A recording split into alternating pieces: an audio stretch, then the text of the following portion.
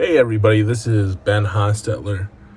I did something I don't usually do a whole lot today, but I actually took apart one of my saxophones.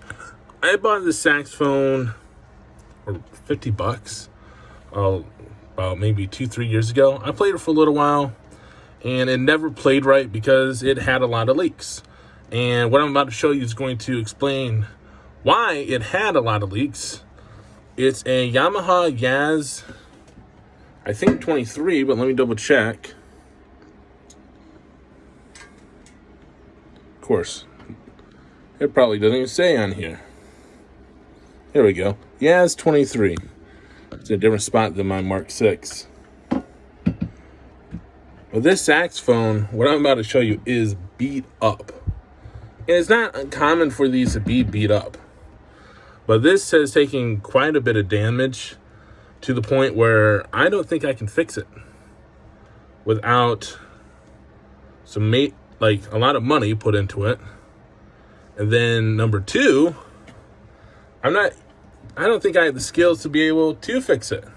After looking at this a little bit more closely, like if I went out and got a dent ball and rod and all that stuff and spent the money on it, I could probably fix the big dents that are causing warped tone holes. But there's something way worse going on with this saxophone. Let me show you here.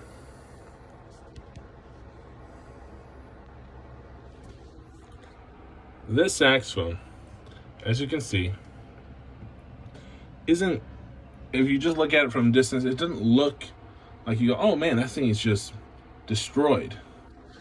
But there is a significantly bad thing here. And it's that the body tube is bowed. A bronze tube is bowed. Now, this can happen a number of ways. Most likely, and a lot of the damage on this just screams it was dropped a lot. And having been a high school band student, and especially when I was in 6th grade and in middle school, I dropped my saxophone more than once, to be honest with you. This is why parents, do not buy your child that's just starting out band a really nice professional saxophone. Don't do it. If they are serious about it, then go ahead. But don't do it right off the bat, because you're probably going to do what I did. And it's on accident, to be honest. It's just on accident. I remember one time I was putting my saxophone in the case, and I went to latch it. Thought the latches had closed all the way. Didn't close all the way. And I picked up the saxophone and the case tumbled out my saxophone, and it was dent all to living daylights. My brother is watching, Perry. You can probably see that dent somewhere on the bellow of the saxophone right around here. You can even see on this one. Look at that. See that ring there at the bottom? Like, man, you don't usually see that on saxophones anywhere. That's because it's not supposed to be there. That's because it got whacked and someone kind of barbarically fixed it. It kind of looks like someone maybe with rubber mallet just kind of banged on it to get it where they thought it should be. What's really messing up tone holes here, I'm trying not to get poked by all these springs on here, is look at that. That thing is killing that tone hole. If you look at the tone hole, that is not a circle. Look how wonky that looks. That's not even close to being anywhere near so that a pad can seat properly. It's not going to happen. And even this one down here. Like, I'm sure others have seen far worse than this. But this is not good.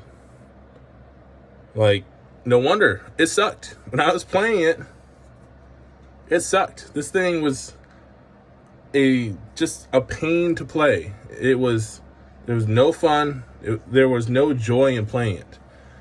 The only good thing that came out of it is it helped me get better at overtones. because I couldn't play a lot of notes in a normal way. So,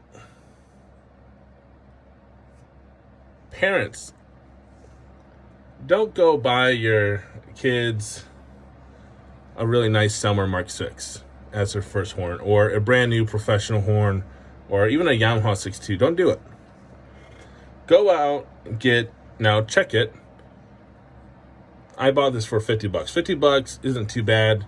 If I had a little bit more know-how and the tools to fix it, not too bad. This is fixable, okay? But to be honest, I have a really nice saxophone that I love playing, my Mark 6. This thing isn't really worth it.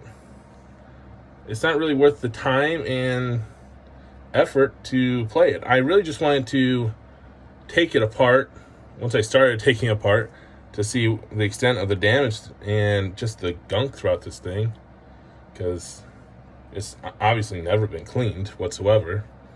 Like, it's even this is pretty common right here. You can probably see that, where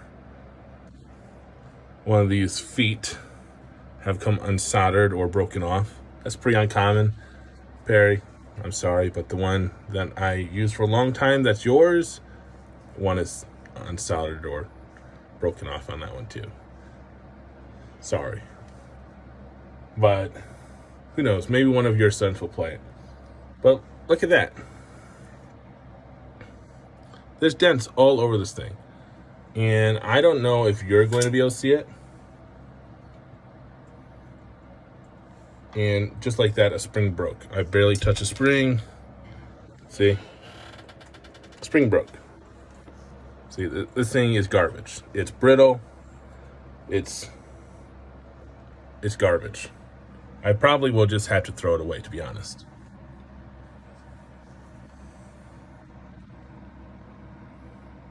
Like, I don't know if you can see that, how just horrible that is. It's just horrible. Like, I don't think my mother's old Bundy too. I have that. That's in better shape than this thing. And that's, in that case up there, that thing smells horrible, by the way. But I think what I'll probably end up doing is just taking off anything that might be of value to, like, if I have a student, because I do give private lessons, if I have a student that has one of these and either something is broken, I might just steal it from this thing. So probably just gonna strip this for usable, decent parts and throw it away, because with a spring breaking off of it just by barely touching it, holy cow. Like, you got bent springs here, horribly bent springs, like you wouldn't believe.